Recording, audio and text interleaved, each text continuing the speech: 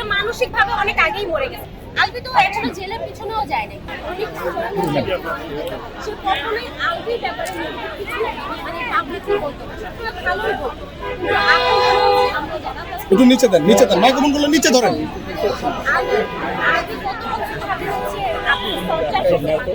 সে মানসিকভাবে অনেক আগেই মরে গেছে। শুধু আত্মহত্যাটা জাস্ট নামটা হচ্ছে, আসলে আমরা আত্মহত্যা বলতে পারি না, এটাকে আমরা মার্ডার বলবো, কারণ ওকে আত্মহত্যার জন্য বাধ্য করা হয়েছে। ভাইয়া সবার আগে আলবিকে অ্যারেস্ট করতে হবে, ওকে আমরা কারাগারের পিছনে দেখতে চাই।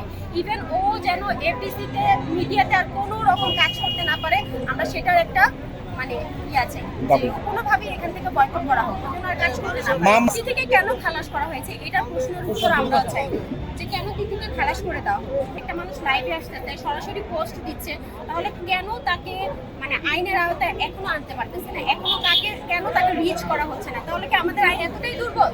তাহলে তো আইনের প্রতি আমাদের আরেকটু প্রশ্ন থেকে যায়, সন্দেহ থেকে যায়। যেসব পুরুষরা আলবির মতো পরকীয়া করে তাদের জন্য আজকে আমাদের এই মানববন্ধন, যাতে হচ্ছে এমনভাবে আলবির শাস্তি দেওয়া হোক, নেক্সট আর কোনো পুরুষ যেন অন্তত এই কাজগুলো করার আগে দ্বিতীয়বার ভাবে, আর নেক্সট কোনো মেয়ের যেন এভাবে জীবন দিতে না হয় অকালে।